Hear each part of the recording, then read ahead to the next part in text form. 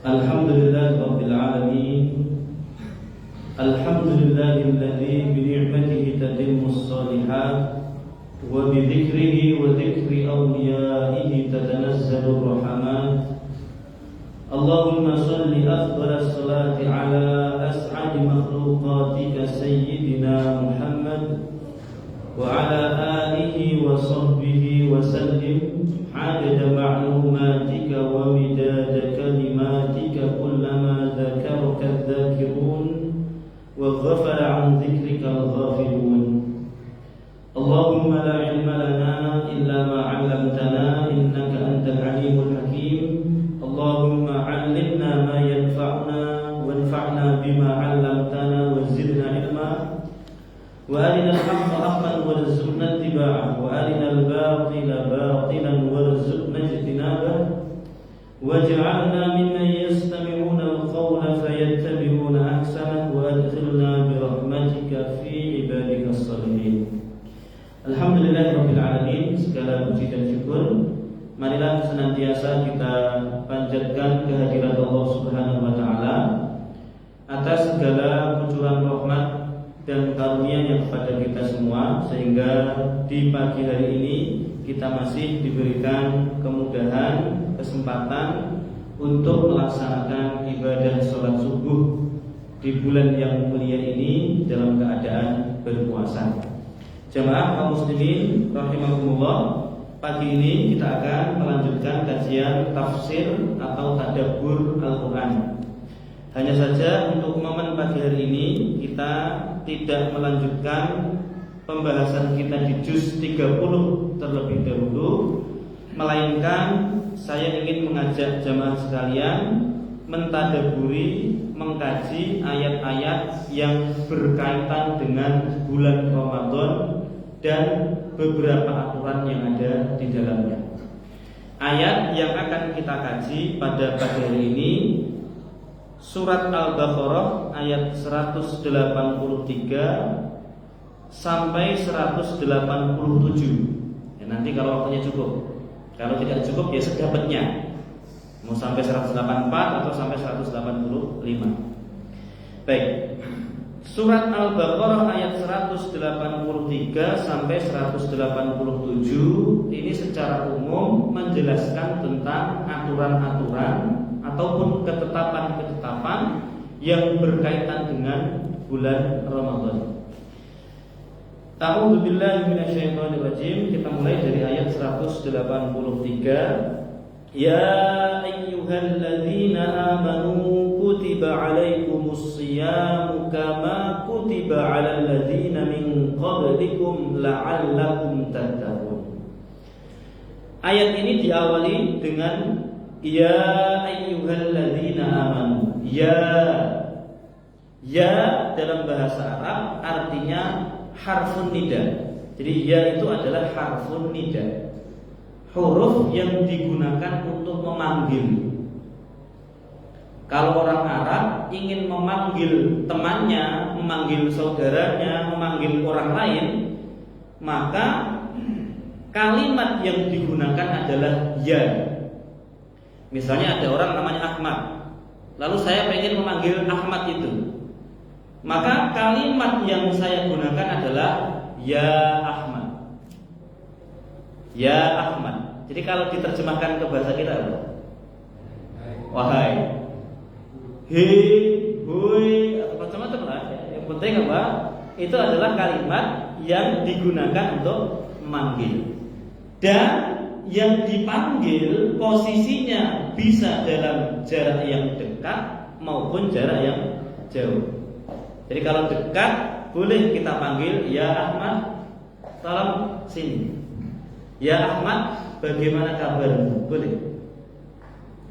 Orangnya berada jauh dari kita, boleh juga kita panggil dengan kata ya. Ya Ahmad, sini sebentar. Itu boleh. Itu ya. Lalu yang dipanggil siapa? Ayu. Dia itu adalah panggilannya. Ayu itu yang dipanggil. Ayu artinya apa? Siapapun. Siapapun berarti semua orang. Tetapi siapapun di sini dibatasi dengan sifat alladzina amanu. Siapapun yang sifatnya adalah orang-orang yang beriman. Jadi tidak semua orang, tetapi semua orang di sini terbatas pada orang-orang yang beriman. Nah, kira-kira Bapak merasa berhak untuk menjawab panggilan Allah ini atau tidak? Misalnya Bapak, hei orang-orang yang beriman, kira-kira Bapak noleh apa? Hei bapak-bapak yang ganteng, noleh nggak? Langsung. Nah, kalau kita noleh, nanti kita kepedean kan? Maksudnya gini Pak, saya ingin kita semua paham, ngerti logikanya gitu. Maksudnya gini, kira-kira kita ini pantas apa tidak sih dipanggil oleh Allah dengan hei orang-orang yang beriman? Ini kan panggilan. Yang namanya panggilan itu mesti ada yang memanggil, ada yang dipanggil kan? Nah, yang memanggil adalah Allah Subhanahu wa taala, yang dipanggil adalah siapapun dari kalangan orang beriman. Lah misalnya gini, hei orang, misalnya dari belakang ada yang berteriak, hei bapak yang ganteng, misalnya gitu. Kira-kira bapak noleh apa enggak? Yang merasa ganteng harusnya apa? Noleh. Karena dia merasa dia yang dipanggil. Tapi kalau yang sadar diri wajahnya jelek, dia gak akan apa? Noleh. Kenapa? Wah, aku jelek kok dipanggil apa? Ganteng. Lah ketika Allah berfirman, ya ayyuhalladzina amanu, hai orang-orang yang beriman, Bapak mau mendengarkan atau tidak? Mau noleh apa enggak? Ya kita harus noleh, karena apa? Ayyu. Ya di situ mengisyaratkan bahwa yang dipanggil itu siapapun, baik yang imannya kecil maupun yang imannya besar. Baik yang dia merasa dekat dengan Allah maupun merasa jauh dari Allah Subhanahu wa taala. Siapapun di antara kalian yang di dalam hatinya merasa masih ada iman, maka dia berhak untuk menoleh, untuk menjawab panggilan Allah Subhanahu wa taala. Dan ini baiknya Allah kepada kita. Coba saya beri gambaran begini. Misalnya kita beri contoh Nabi Muhammad SAW. Nabi Muhammad itu imannya Nabi, kalau boleh diprosentase itu kira-kira berapa persen? 100%. Ya, karena kita yakin Nabi Muhammad itu manusia yang sempurna. Nabi Muhammad itu imannya 100%, sehingga potensi beliau berbuat dosa, berbuat maksiat itu 0%. Kalau Nabi Muhammad dipanggil hei orang yang beriman, pas atau tidak? Pas. Ya, karena beliau beriman 100%. Lalu coba kita ukur diri kita, kira-kira persentase iman kita itu berapa? 10%. Banyak. Anggap saja lah ya 10%. Misalnya 10%. Artinya gini, kita nggak mungkin imannya 100% seperti Nabi Muhammad. Kita misalnya presentasinya 10%. Berarti yang 90% ini potensi kita maksiat berbuat dosa. Lah, pantasnya kalau menurut standar kita, standar manusia, orang yang imannya 10%, dosanya 90%, itu pantasnya dipanggil orang beriman atau orang yang berbuat dosa? Gimana? Ada anak misalnya, dia nakal sekali Pak, bandelnya minta ampun sudah. Kata-katanya kasar, sama orang tua berani, nakal pokoknya. Tapi ada sisi baiknya sedikit. Lah kira-kira anak itu pantasnya dipanggil anak nakal atau anak soleh? Kalau kita kan mesti lebih sering melihat sifat yang dominan pada seseorang. Anak itu biasanya nakal, seringnya berbuat jahil misalnya, tetap kita akan melabeli anak itu sebagai anak nakal. Kita menafikan sifat baiknya yang sedikit itu. Tapi Allah ketika memanggil kita sadar iman kita itu kecil sekali, sedikit sekali, redup sekali. Dosa kita banyak, kita sering berbuat maksiat. Tapi Allah tidak melihat dosa-dosa kita, tidak melihat maksiat-maksiat kita. Allah masih mengakui iman kita sekecil apapun iman itu. Kamu siapapun, mau yang dosamu banyak, yang penting masih ada iman. Mau imanmu sekecil apapun atau sebesar apapun, maka kamu berhak untuk menoleh ketika dipanggil oleh Allah Subhanahu wa Ta'ala. Jadi gak usah berkecil hati, aku dosaku banyak, aku sering berbuat maksiat. Dengarkan firman Allah ini. Allah masih melihat iman kita. Allah tidak seperti kebanyakan kita yang menilai seseorang berdasarkan sifatnya yang dominan. Maka ketika kita membaca atau mendengar ya ayyuhalladzina amanu, kita harus bergembira. Sejelek-jeleknya kita itu masih dipanggil oleh Allah dengan panggilan yang baik. Coba ada anak nakal, kita bilang, anak soleh sini. Dia masih senang, Pak. Ya nakalnya anak itu mesti senang ketika dipanggil sebagai anak soleh. Sejelek-jeleknya kita itu senang kalau dianggap sebagai orang yang ganteng. Bapaknya ganteng, itu tersenyum, Pak. Itu memang tabiat bawaan manusia. Nah, Allah Subhanahu wa Ta'ala memanggil kita dengan sifat yang baik yang melekat pada diri kita, meskipun mungkin sifat itu sangat sedikit kita miliki. Ya ayyuhalladzina amanu. Kutiba ditetapkan, furido difardukan, telah difardukan, ditetapkan, diwajibkan, alaikum atas kalian asyamu berpuasa. Kama sebagaimana kutiba telah ditetapkan, telah difardukan atau diwajibkan ala atas alladzina orang-orang yang min qablikum, min dari qablikum sebelum kalian. Artinya minal umam, dari umat-umat terdahulu. Kewajiban puasa bukanlah kewajiban pertama dan hanya untuk Nabi Muhammad dan umatnya saja, melainkan perintah puasa ini juga berlaku bagi umat-umat terdahulu. Hanya teknis puasanya mungkin berbeda, jumlah hari puasanya mungkin berbeda, tetapi kewajiban puasanya sama. La'allakum tattaqun, supaya kalian bertakwa. Bertakwa dalam artian bisa membentengi diri dari kemaksiatan. Di Kultum beberapa waktu yang lalu sudah kita sampaikan bahwa kalau ingin puasa kita menghantarkan pada derajat takwa, harus sampai pada level yang kedua, yaitu puasa tidak hanya fokus menghindari pembatal-pembatal puasanya saja, melainkan fokus kita adalah mengendalikan hawa nafsu. Ya, segala dorongan kemaksiatan ketika terjadi di bulan Ramadan itu asalnya dari hawa nafsu, dan tugas kita adalah mengekang hawa nafsu itu. Jangan sampai nafsu itu berkuasa atas diri kita. Jangan sampai nafsu menjadi raja, kita menjadi budak. Harus dibalik. Kita adalah raja, nafsu itu adalah budak kita. Makanya nafsu ini jangan selalu dituruti. Puasa itu adalah salah satu syariat di mana kita dilatih untuk mengendalikan nafsu. Ketika nafsu pengen makan, kita katakan pada nafsu, enggak, kamu pengen makan nafsu? Tidak, aku kasih makan, sekarang puasa. Itu cara mendidik nafsu. Ketika nafsu pengen minum, kita katakan pada nafsu, nafsu kamu pengen minum? Enggak aku turuti. Kamu nurut padaku, jangan protes. Itu cara mendidik nafsu. Nanti begitu buka puasa, nafsu itu misalnya pengen cola. Coba sesekali dikasih air putih.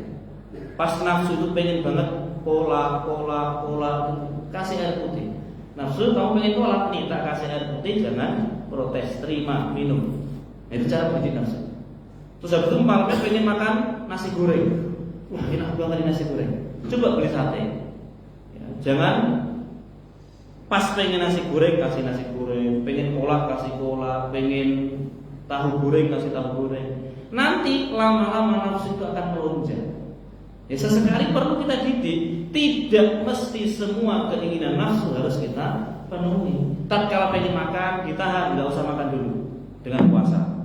Tatkala pengen A, dikasih B. Ya, biar dia tahu siapa yang berkuasa.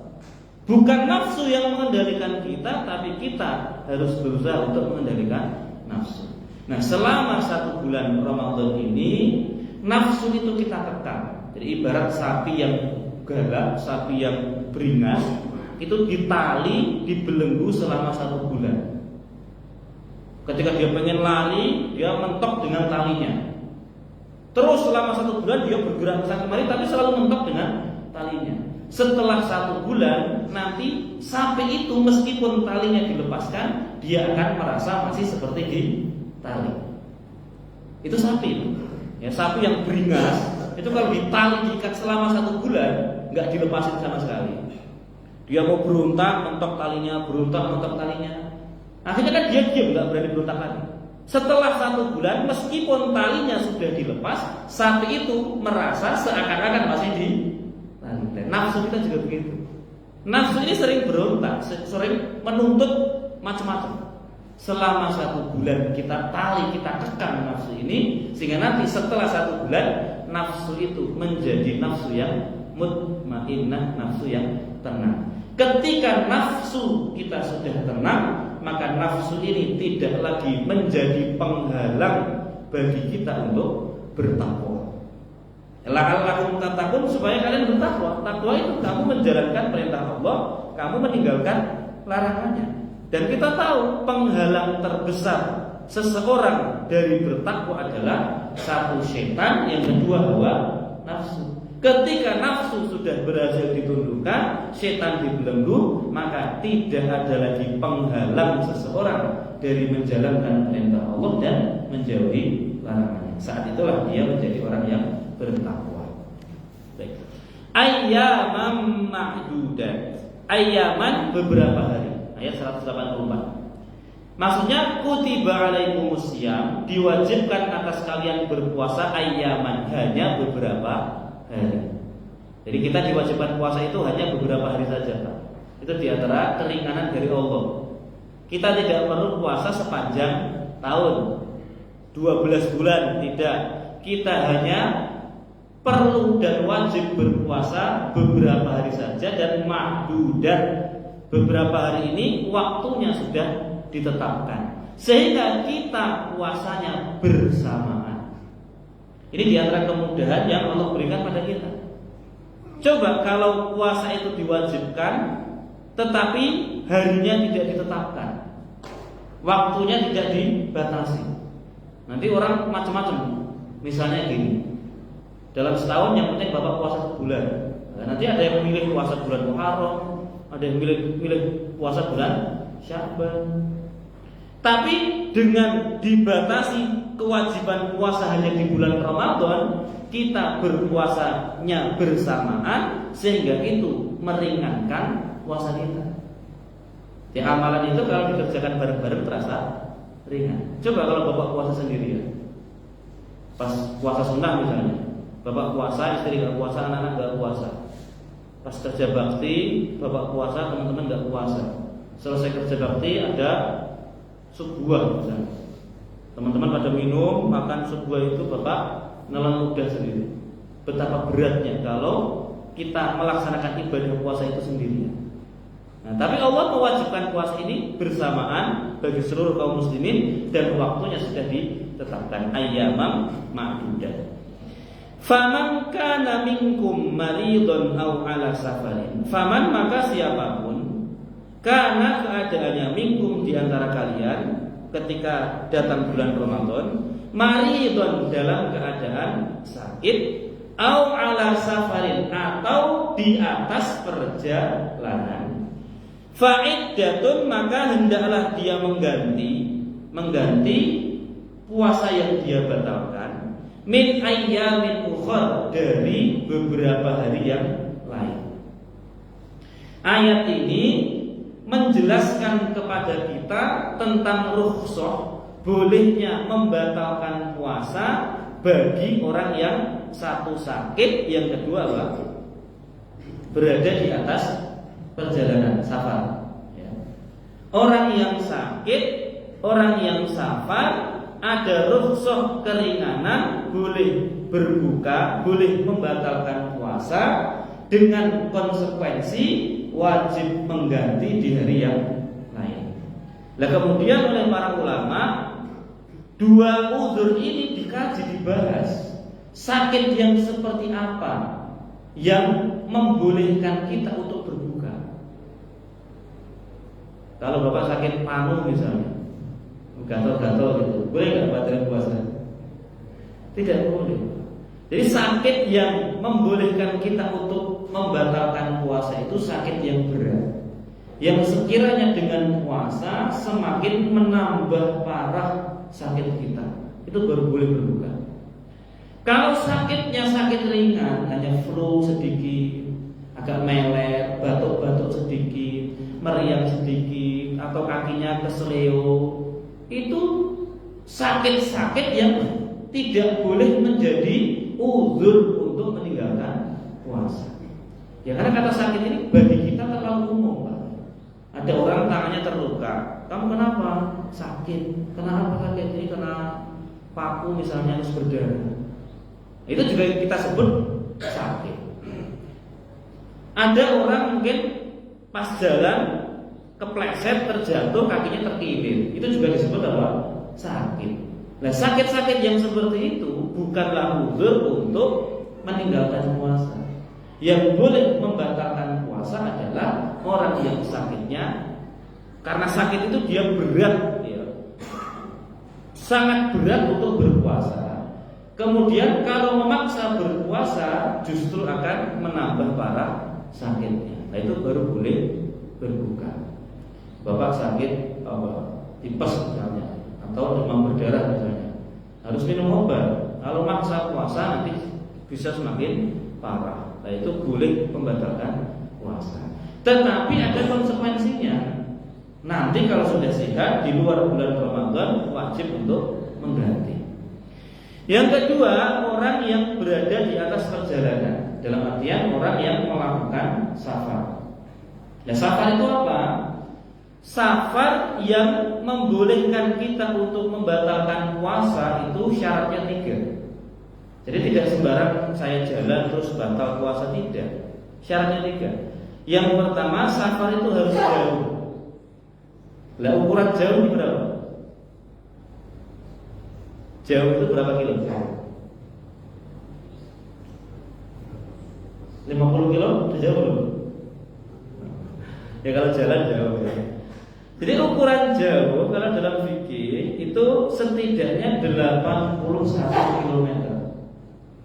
Artinya kalau Bapak dari Bekasi ke Jakarta itu belum disebut safar, karena belum ada 81 km. Bapak ke Tangerang, ke Bogor, ke Depok itu belum ada 81 km, dan itu belum disebut safar. Maka jangan sampai nih pagi ini saya mau ke Depok nih terus batalin puasa, alasannya apa? Safar. Itu belum safar. Nah, kalau kesini ke Bandung, nah itu sudah lebih dari 81 km. Nah, maka boleh, itu sudah disebut apa? Safar. Satu, jaraknya jauh. Yang kedua, safar itu tujuannya jelas. Ketika Bapak pergi, ya, jauh sekalipun, kalau tujuannya tidak jelas, itu tidak disebut safar. Contohnya siapa? Contohnya patroli keamanan misalnya, patroli di perumahan, muter-muter di kawasan rumah terus. Kalau dihitung jaraknya sudah lebih dari apa? 81 km. Tapi yang dia lakukan tidak disebut safar karena tujuannya tidak jelas. Termasuk petugas kurir. Nah, yang antar-antar barang pakai pos, JNT, JNE, macam-macam itu. Itu meskipun nanti jarak tempuhnya sepanjang dia bekerja itu lebih dari 81 km, maka itu tidak disebut safar karena tujuannya tidak jelas, dia pindah-pindah terus. Nah, jadi syarat yang kedua itu tujuannya harus jelas. Safar mau kemana? Ke Bandung, kan jelas Bandung. Kemana? Ke Surabaya, jelas Surabaya. Nah, yang ketiga, safar itu bukan untuk bermaksiat. Tujuannya adalah untuk perkara-perkara yang mubah, yang boleh. Ya, untuk misalnya untuk piknik, untuk silaturahim, untuk bekerja, untuk ibadah misalnya. Nah, itu semuanya adalah perkara-perkara yang mubah. Lalu oleh para ulama dirinci. Kalau misalnya kita melakukan safar dan safar kita ini tergolong tidak berat, misalnya gini, kita naik kendaraan pribadi atau kendaraan umum tapi nyaman, naik bisnya ber-AC, kita tinggal duduk sambil rebahan tidur, tidak terlalu capek, tidak menguras tenaga, maka yang lebih baik mengambil rukhsah tidak puasa atau tetap berpuasa? Yang lebih baik tetap berpuasa. Jadi meskipun ada keringanan, boleh tidak berpuasa. Tetapi kalau kita safar dan kuat untuk puasa, lebih baik tetap berpuasa. Itu rumusnya. Berbeda dengan rukhsah tatkala kita mengerjakan sholat. Nah, karena ketika kita safar itu selain rukhsah puasa, ada rukhsah di dalam mengerjakan sholat. Boleh dijamak, boleh di qasar.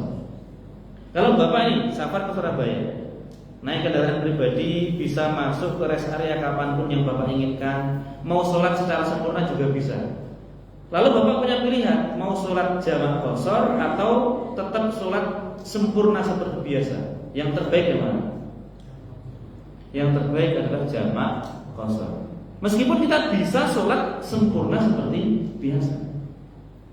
Jadi kalau untuk urusan sholat, yang terbaik adalah ambil rukhsahnya, tetaplah menjamak dan mengqasar, karena itu adalah sedekah Allah untuk hambanya.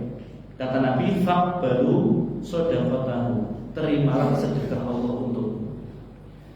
Tapi kalau untuk urusan puasa, selama kita kuat berpuasa dalam perjalanan, maka lebih baik tidak usah mengambil rukhsah untuk berbuka, lebih baik tetap berpuasa.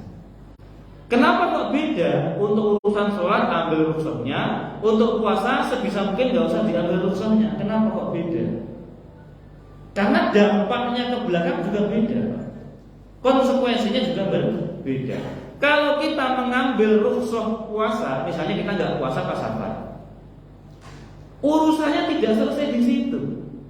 Konsekuensinya di belakang nanti setelah Ramadan kita berkewajiban untuk bayar hutang selama. Tapi kalau rukhsah sholat, Bapak menjamak mengqasar sholat, nanti perlu wajib untuk mengganti sholat atau tidak? Tidak perlu. Dan bedanya di situ. Kalau sholat kita nggak perlu mengqadha, sudah jamak qasar selesai sudah, nggak ada tanggungan. Tapi kalau kita mengambil rukhsah puasa, ini safar nih, saya nggak puasa, bukan. Belum selesai urusannya, ada tanggungan.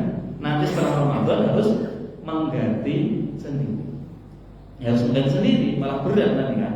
Nah itulah rahasianya kenapa para ulama itu menyimpulkan kalau safarnya ringan, artinya dalam artian kita tidak terlalu terbebani dengan safar itu ketika berpuasa, maka lebih baik tetap berpuasa. Lalu bolehnya kita mengambil rukhsah untuk berbuka ketika safar, pastikan kita betul-betul sudah berada di atas perjalanan dan sudah keluar dari batas wilayah pemukiman kita. Ya, sebagaimana kemarin saya singgung, kalau Bapak misalnya mau safar, sekedar baru ingin safar itu belum menjadi rukhsah, boleh membatalkan puasa. Nanti jam 9 Bapak mau safar, sekarang puasa atau tidak? Harus puasa dulu Pak ya. Safarnya nanti jam 9, sekarang belum safar, maka sekarang belum ada udzur untuk berbuka, untuk membatalkan puasa. Sekarang puasa dulu. Lah nanti jam 9 berangkat, lah baru boleh buka kapan? Kalau misalnya Bapak pengen berbuka, pengen tidak puasa, Bapak jam 9 berangkat nih, lah baru boleh berbuka itu kapan? Sejak naik mobil sudah boleh berbuka, atau nunggu sampai di mana? Atau nunggu kapan? Nunggu keluar dari batas wilayah pemukiman. Nah di sini kemudian terjadi banyak qaul, banyak pendapat. Yang dimaksud batas wilayah pemukiman itu mana? Nah gampangannya gini, ketika Bapak ditanya, Pak tinggal di mana? Bapak tinggal di mana? Bekasi. Berarti batas wilayah pemukiman itu adalah ketika Bapak sudah keluar dari wilayah Bekasi. Nah, wilayah Bekasi sudah keluar itu baru boleh berbuka. Ya. Tapi kalau bapak tinggal di mana? Di Pontianak Gading Timur. Nah, nanti keluar dari MGT sudah ya lebih parah lagi itu. Tinggal di mana Pak? Di MGT Blok M rumah nomor sekian. Dia keluar rumah sudah Pak. Sudah beribadah. Ya, tapi yang paling aman ya tadi, yang paling aman itu wilayah misalnya kabupaten atau kota. Ya.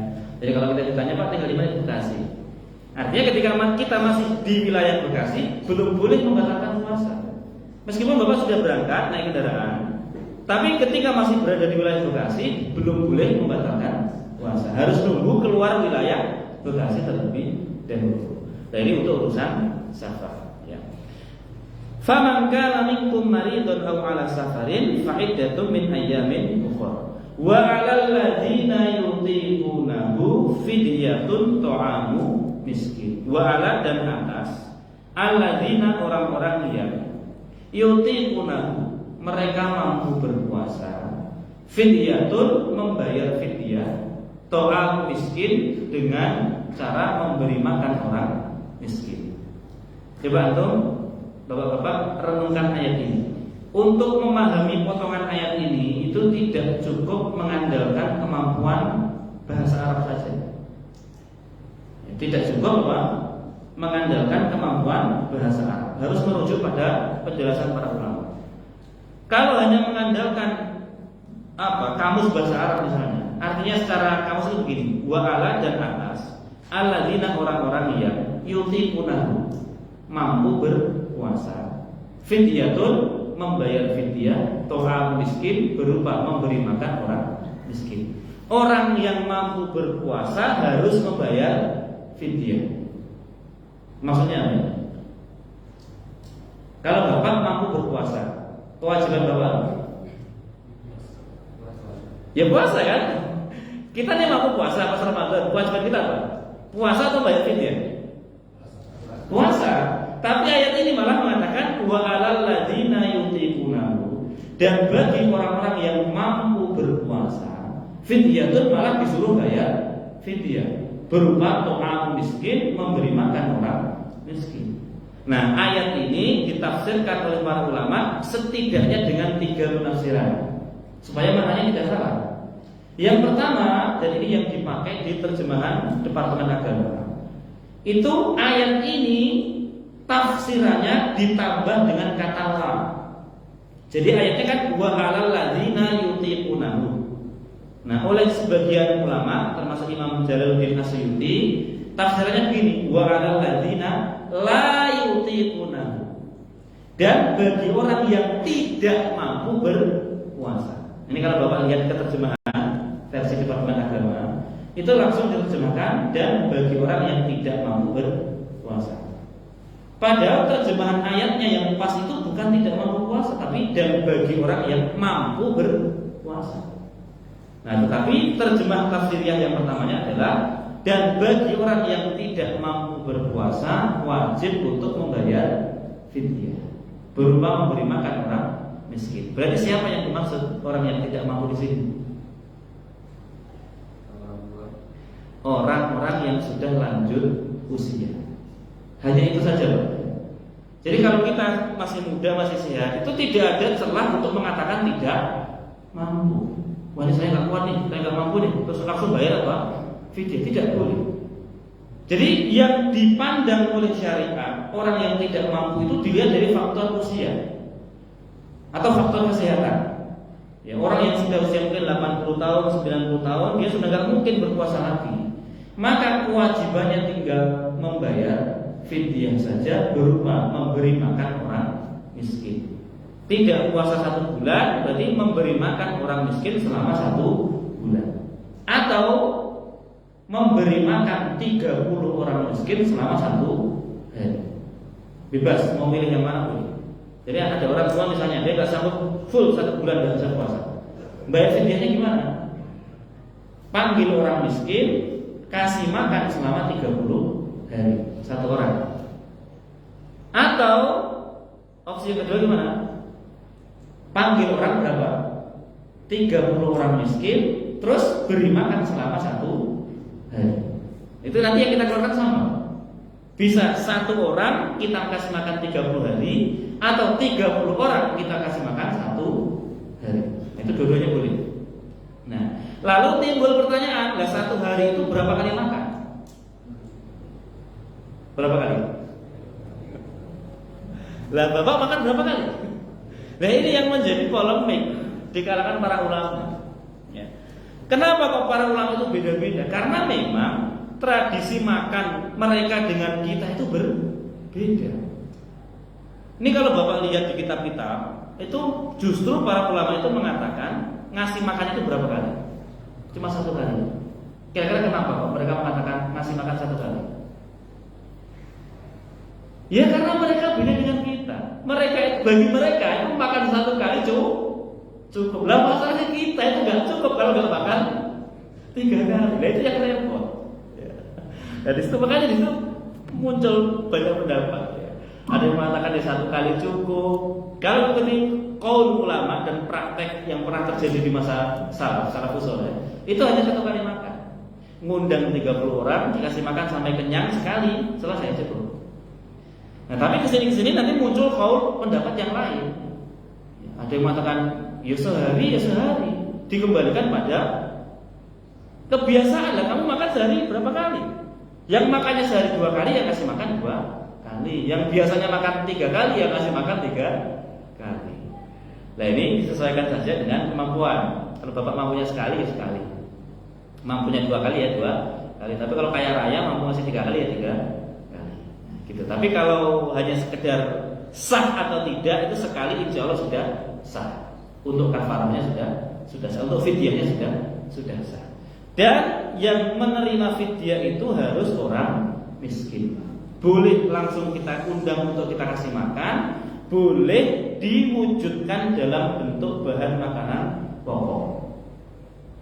Beras berarti kan? Berapa per hari? 0,7 liter.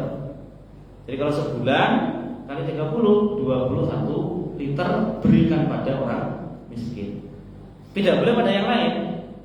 Tidak boleh Bapak ini bawa duit misalnya 300.000 atau mungkin 500.000, niatnya untuk bayar fidyah, tapi dimasukkan ke kotak infak. Itu tidak boleh. Ya, nanti tidak tepat sasaran. Harus pada orang miskin. Nah, di sebagian masyarakat kita ini ada entah tradisi entah apa, itu bayar fidyahnya itu bukan kepada orang miskin. Biasanya kalau momen undang untuk pengajian, untuk mendoakan orang yang sudah meninggal dunia, itu nanti selesai pengajian, selesai baca surat misalnya Yasin dan sebagainya, tahlil dan sebagainya, itu keluarga keluarkan beras dan apa, ya temennya lah, ada telur, ada indomie gitu kan. Lalu tuan rumah itu meniatkan beras yang dikeluarkan itu sebagai fidyah. Nah itu sah atau tidak fidyah? Misalnya nih, kita punya orang tua, selama sebulan penuh dia nggak puasa karena sakit, ya, karena faktor usia juga. Terus akhirnya meninggal dunia. Nah, kita kan belum bayar fidyah. Lalu kita ngundang tetangga-tetangga untuk pengajian ke rumah kita. Selesai pengajian, kita nyiapkan yang beras-beras sama indomie sama telur, untuk lauknya itu adalah lauk kita. Terus kita bagikan pada jamaah yang hadir, kita niatkan untuk membayar fidyah orang tua kita. Sah atau tidak fidyah? Kalau yang menerima itu bukan orang miskin, maka fidyahnya tidak sah. Dan ini yang harus diperbaiki. Ya, kalau ada yang seperti itu, nggak tahu dari mana, tapi ada jamaah yang bertanya ke saya seperti itu. Nah, kenapa? Karena fidyah itu to'am miskin, harus memberi makan orang miskin. Lah kalau kita kaya terus dikasih fidyah, itu gimana ceritanya? Ya nggak sah, fidyahnya tidak sah. Nah ini harus dipahami. Nah itu penafsiran yang pertama. Wa 'alal ladzina yutiqunahu ditafsirkan dengan wa 'alal ladzina la yutiqunahu. Barang siapa yang tidak mampu berpuasa, maka harus membayar fidyah berupa memberi makan orang miskin. Yang dimaksud yang tidak mampu di sini adalah siapa? Orang-orang yang sudah lanjut usia atau karena faktor kesehatan. Penafsiran yang kedua tetap diartikan apa adanya, dipahami apa adanya. Dan bagi orang yang mampu berpuasa, lalu dia memilih tidak berpuasa, maka dia wajib untuk membayar fidyah. Saya ulang lagi, bagi orang yang mampu berpuasa, tetapi dia memilih untuk tidak puasa, maka dia wajib untuk membayar fidyah. Berarti yang dimaksud siapa di sini? Ini bukan kita loh Pak, ini bukan kita. Ini saya mampu berpuasa, saya milih nggak puasa saja. Akhirnya saya membayar fidyah. Bukan begitu penerapannya. Yang dimaksud ayat ini bagi yang mampu berpuasa, lalu dia memilih tidak berpuasa, maka dia wajib membayar fidyah. Berarti siapa yang dimaksud? Nah, ibu hamil atau ibu yang menyusui. Ketika wanita hamil dia kondisi fisiknya sehat, atau dia menyusui tapi fisiknya sehat. Kalau dia berpuasa itu kuat, tetapi dia memilih untuk tidak puasa karena memperhatikan ataupun mempertimbangkan keadaan janin atau bayi yang dia susui. Secara fisik kalau puasa dia kuat, tapi dia gitu, aku kan punya bayi. Kalau aku puasa ini kasihan bayiku misalnya.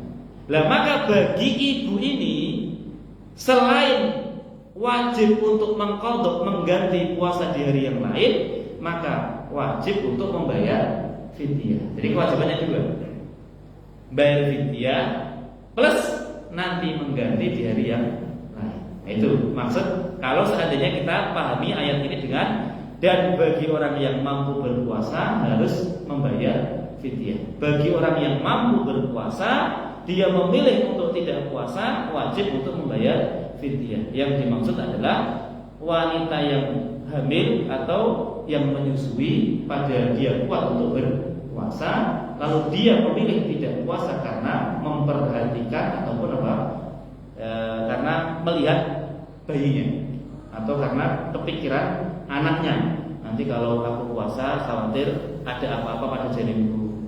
Kalau aku puasa takut anakku kekurangan asupan gizi. Itu wajib untuk membayar fidyah. Itu penafsiran yang kedua. Yang ketiga, dan bagi orang yang mampu berpuasa dia membayar fidyah. Yang ketiga adalah hukum dari ayat ini sudah dihapus. Para ulama menjelaskan bahwa perintah puasa dulu pertama kali itu begini. Ketika puasa diwajibkan, itu kaum muslimin diberi pilihan. Bagi yang mampu puasa, dia boleh memilih antara puasa atau membayar fidyah. Dulu ya, tapi ini sudah dihapus, tidak berlaku lagi. Yang mampu berpuasa, kalau dia pilih puasa tidak perlu membayar fidyah. Kalau dia membayar fidyah tidak perlu berpuasa. Dulu pertama kali begitu kewajibannya.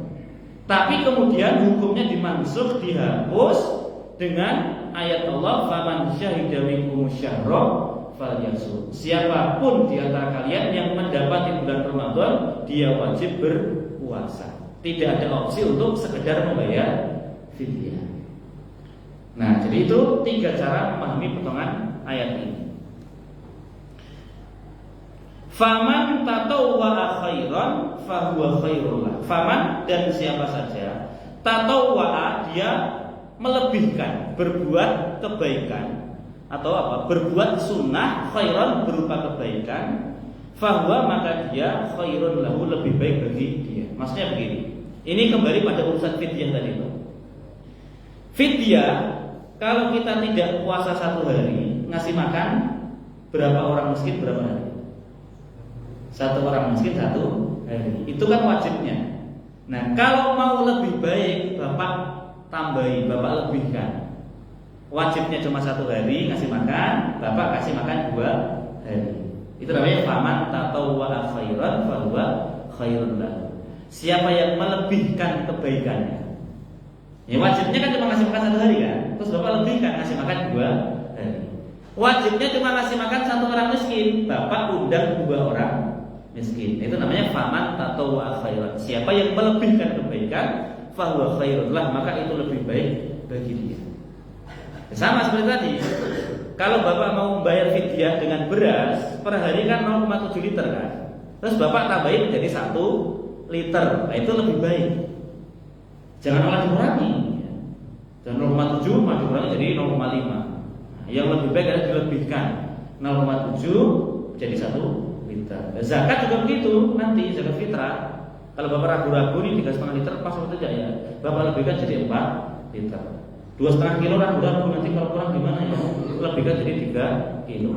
Itu faman tatawwa khairan fahuwa khairul lah. Wa antasumu, dan kalian berpuasa khairun lakum, lebih baik bagi kalian, in kuntum ta'lamun, apabila kalian mengetahuinya.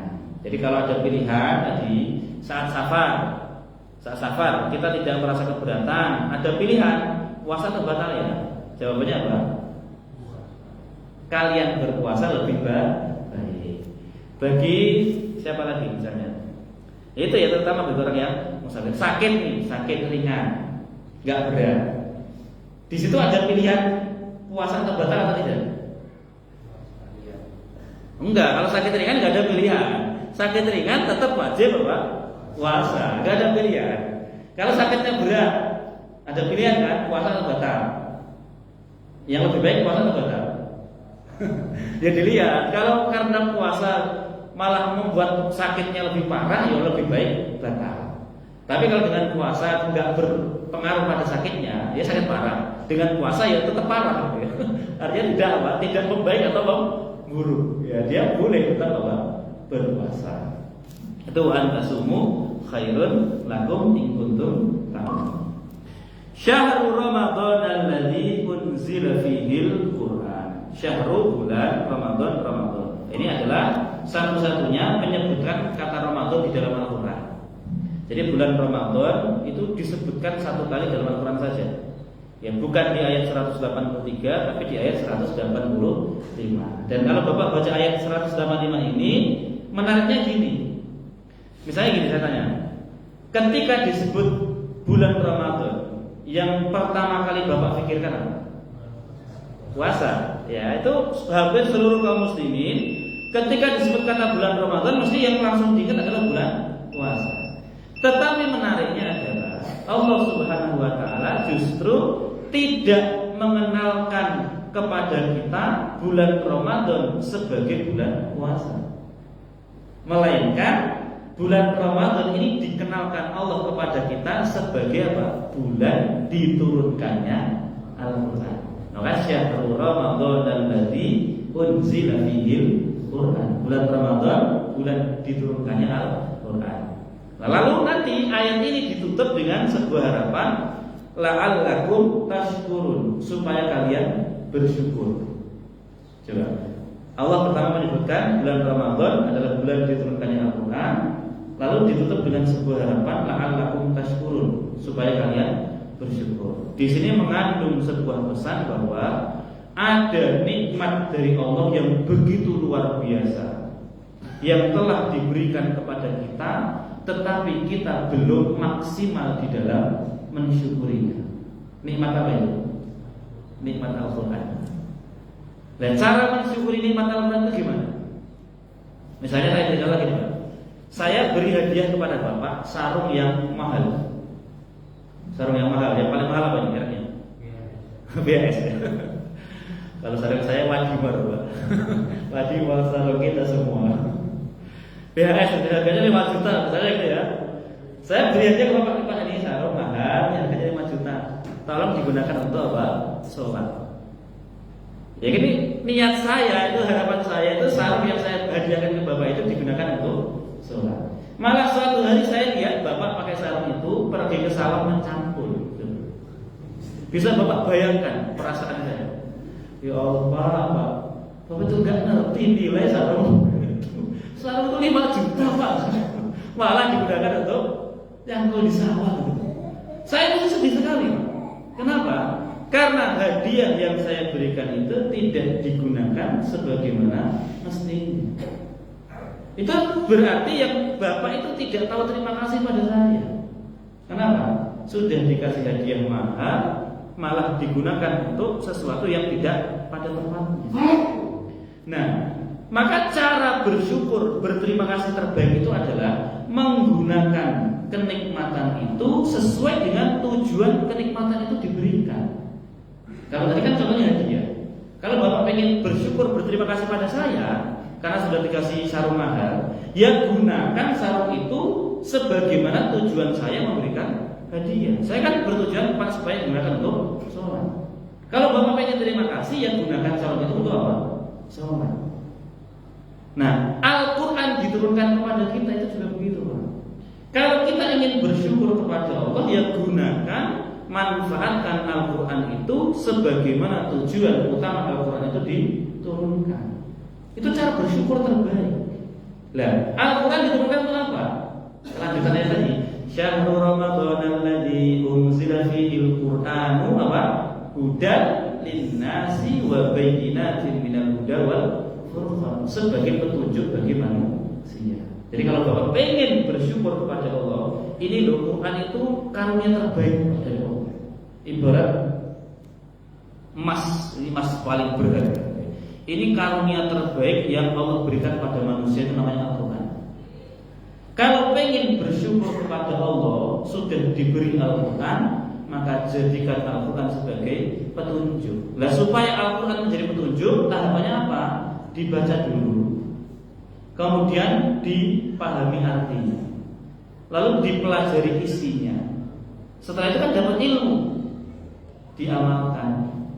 Nah, ketika Al-Quran sudah menjadi amalan kita, saat itulah kita menjadikan Al-Quran sebagai petunjuk. Ketika Quran sudah kita jadikan sebagai petunjuk, berarti kita benar-benar sudah bersyukur kepada Allah Subhanahu wa taala, tahu terima kasih kepada yang menurunkan Al-Quran.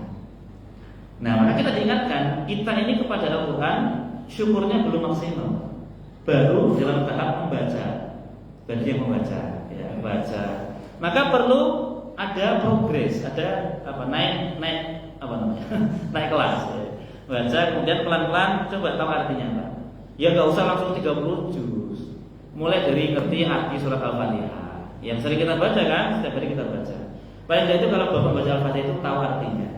Bismillahirrahmanirrahim, dengan nama Allah yang Maha Pengasih Maha Penyayang. Alhamdulillahirabbil alamin, segala puji bagi Allah Rabb semesta. Ya, tahu artinya dulu. Dia naik dalam dulu. Dan nanti baru dikaji isinya. Apa kandungan ayat itu, ada hukum-hukumnya atau tidak, apa yang bisa diamalkan. Ketika kita sudah dapat ilmu, kemudian diamalkan. Nah, ketika amalan kita berdasarkan Al-Quran, kita benar-benar sudah menjadikan Quran sebagai petunjuk. Berarti kita sudah benar-benar apa? Tahu terima kasih kepada Allah Subhanahu wa taala. Gitu barangkali. Baik, sampai di sini untuk kajian pagi hari ini. Belum selesai dan namanya nggak bisa kita selesaikan. Insya Allah nanti disambung di lain kesempatan. Sebelum kita akhiri, barangkali ada pertanyaan dan jawab, silakan. Bangun Pak, bangun. Allah silakan. Kalau orang-orang yang didoakan oleh malaikat Jibril terus diamankan oleh Rasulullah. Baik, jadi Nabi Shallallahu Alaihi Wasallam itu berdasarkan satu hadis ya, pernah naik ke mimbar. Naik tangga pertama beliau mengucapkan amin. Naik lagi ke tangga kedua, amin. Naik lagi ke tangga ketiga, amin. Ya, para sahabat kan heran, Nabi kenapa kok 3 kali mengucapkan amin? Enggak ada doanya. Para sahabat kan enggak mendengar doanya malaikat Jibril kan? Yang mendengar hanya Nabi Muhammad.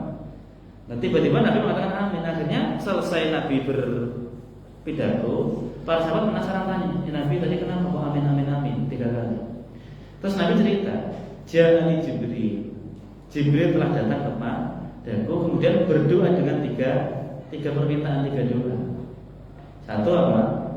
Celakalah orang yang mendapati kedua orang tuanya atau salah satu dari keduanya masih hidup, tapi dia tidak masuk surga. Atau dengan redaksi yang lain ya. Tapi intinya itu. Ya. Terus kata Jibril, Kul amin ya Muhammad. Muhammad katakan amin. Terus Nabi katakan apa? Amin.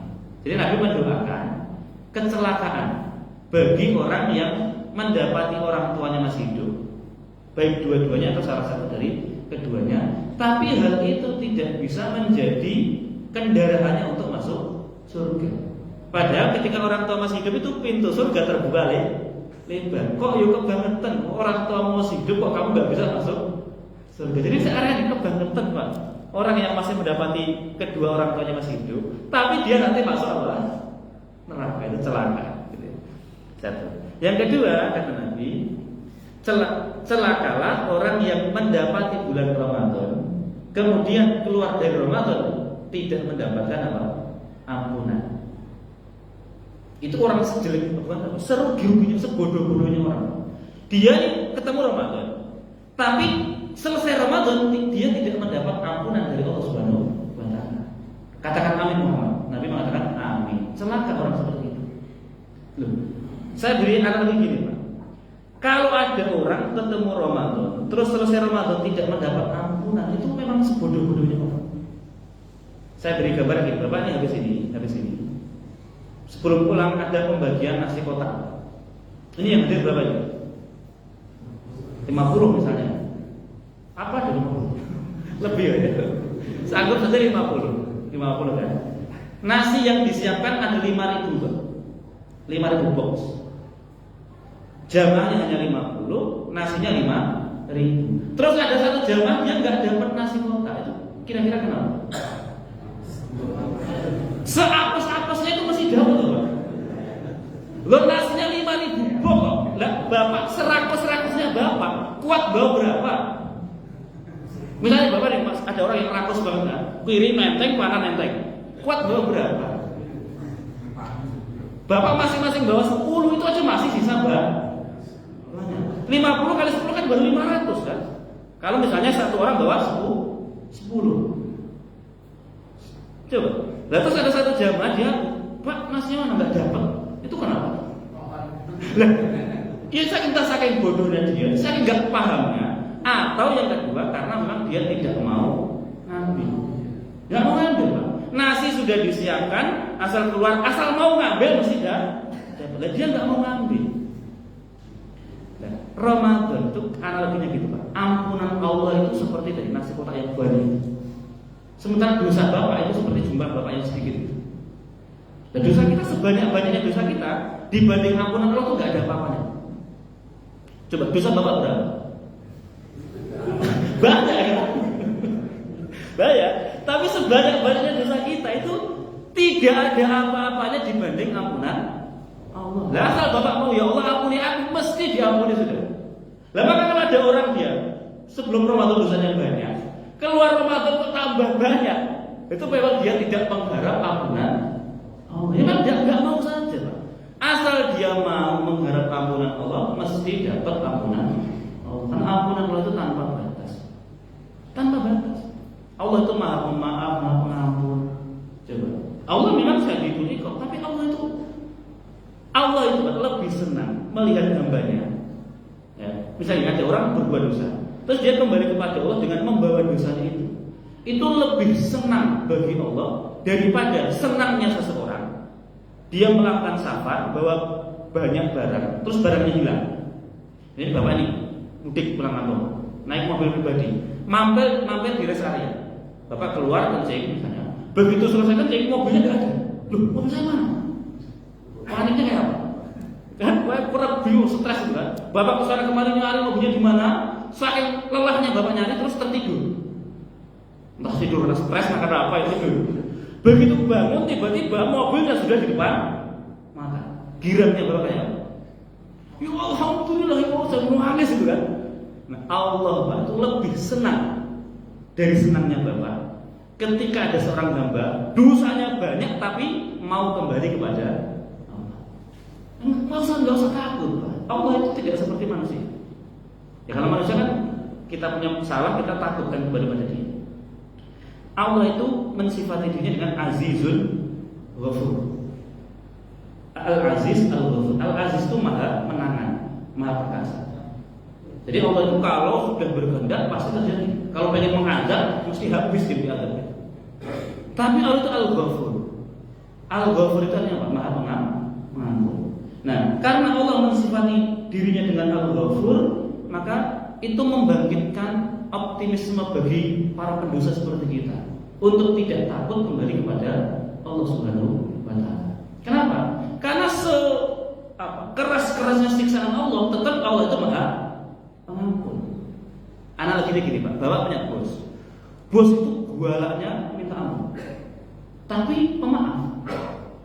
Bosnya gualak pemaaf. Terus Bapak punya kesalahan, melakukan kesalahan di perusahaan itu. Kira-kira Bapak berani nggak menghadap pada bos itu?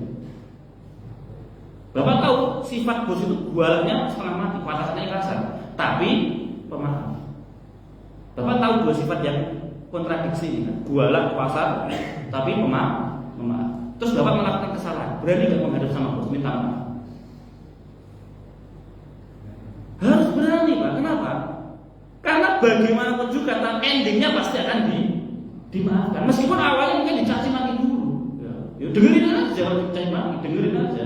Tapi endingnya pasti udah memaafkan, kan selesai. Dan nanti kita kembali pada Allah juga begitu Pak. Kita dosa kita banyak, kita yakin endingnya pasti dia maafkan. Awalnya disiksa dulu, ya rasakan saja. Nah gitu. Disiksa neraka dulu, tapi kita yakin akhirnya pasti akan dimaafkan. Itu orang mukmin.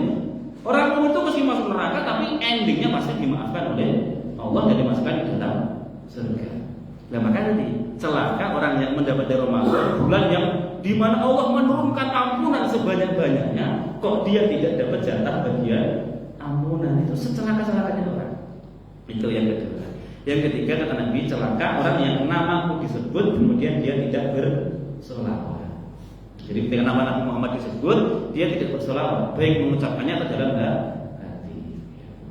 Nah ini terkadang ada satu kesalahan yang terjadi dalam ini. Misalnya ini ada ustaz, ada kiai atau habib nyuruh zaman ini, sallu ala nabi. Terus respon jamaah gimana? Sallu ala nabi. Sallu alaihi gitu kan. Itu artinya apa? Sallu ala nabi itu ustaznya nyuruh berselawatlah kalian pada nabi. Terus jawabnya sallu alaihi. Kamu juga berselawat pada apa? Terus saya pengen tertawa kalau dengar kayak gitu. Gimana sih? Ustaznya nyuruh jawab, gantian jawabnya kurang ajar juga enggak? Nah itu enggak apa, saya disuruh selawat ya, sallu ala nabi, Allahumma sholli ala Muhammad, gitu ya benar. Ya sallu ala nabi malah sallu alaihi. Sini jurus itu. Dan itu adanya ustaznya kok diem aja enggak jelasin. Itu harus paham ya, sallu ala nabi, Allahumma sholli ala Muhammad, itu sallallahu ala Muhammad, Allahumma sholli ala Muhammad, gitu. Jangan sallu ala nabi, sallu alaihi. Selawatlah pada nabi, selawatlah pada nabi. Seru-seru. Itu Pak ya, itu tiga hal yang tiga hal doanya malaikat Jibril yang diaminkan oleh Nabi Muhammad SAW. Gitu. Ya, silakan. Assalamualaikum warahmatullahi wabarakatuh. Berkaitan dengan bayar fidyah tadi Pak Ustaz, pengalaman saya malah berfidyah karena istri mungkin hamil gitu ya. Tapi tadi disampaikan memberikan orang-orang tidak mampu, tapi saya bayarnya di masjid dengan uang gitu kan.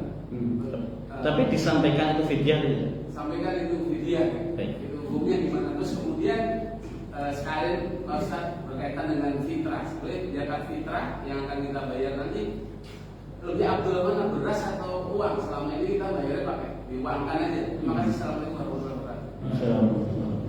Yang pertama, kalau bayar fidyah lewat panitia masjid, panitia zakat, siswa atau apapun ya, itu tidak masalah asal disampaikan kepada penerimanya bahwa ini saya bayar untuk fidyah, tolong disalurkan. Sehingga nanti panitia yang menerima itu harus paham peruntukan fidyah itu untuk siapa. Ini pentingnya paham ya, pentingnya paham. Kita yang membayar fidyah sudah menyampaikan niatnya adalah membayar fidyah. Kemudian yang menerima harus mendistribusikan fidyah itu kepada orang-orang yang berhak. Jangan sampai nanti panitia memasukkan fidyah itu untuk operasional masjid, itu tidak boleh. Atau untuk amil, itu juga tidak boleh. Ya hanya khusus orang miskin. Jadi secara hukum sudah boleh Pak, pas ya. Tinggal panitianya atau yang menerima itu memahami peruntukan fidyah itu untuk apa. Oke, yang kedua masalah zakat fitrah.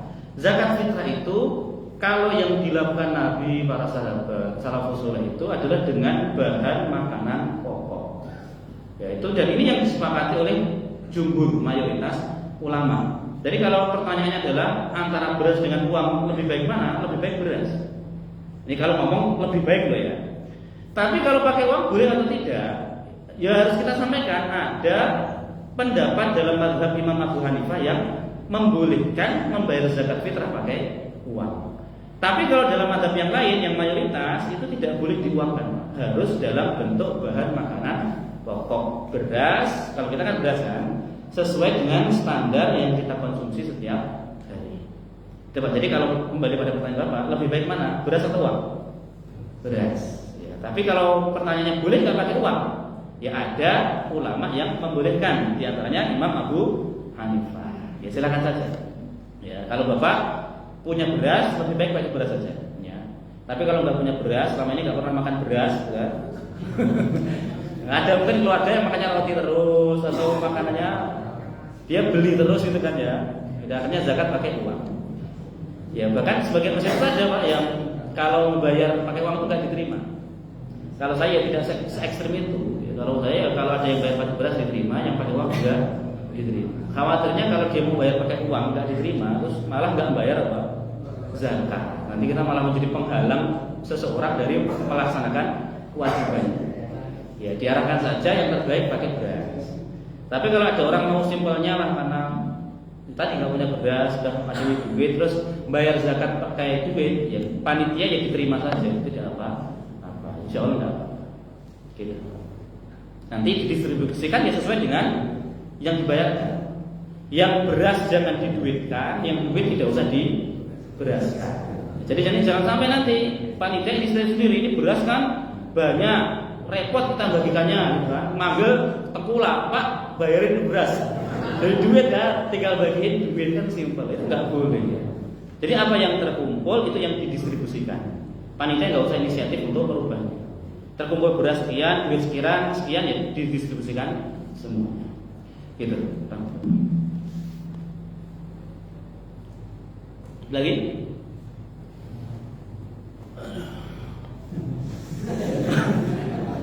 Saya tadi dari 2:30 loh. Saya tadi sudah mulai 2:30 itu ngimami tahajud di BTR. Lanjut ke sini. Jadi wajar udah capek. Dan lama nggak capek gue. 2:30. Kalau malam makan itu masih gitu 2:30 nanti lanjut gitu. Baik, kita cukupkan kajian pada pagi hari ini. Kita tutup dengan doa kafaratul majlis. Subhanallahumma wa bihamdika asyhadu an la ilaha illa anta astaghfiruka wa atubu ilaik. Assalamualaikum warahmatullahi wabarakatuh.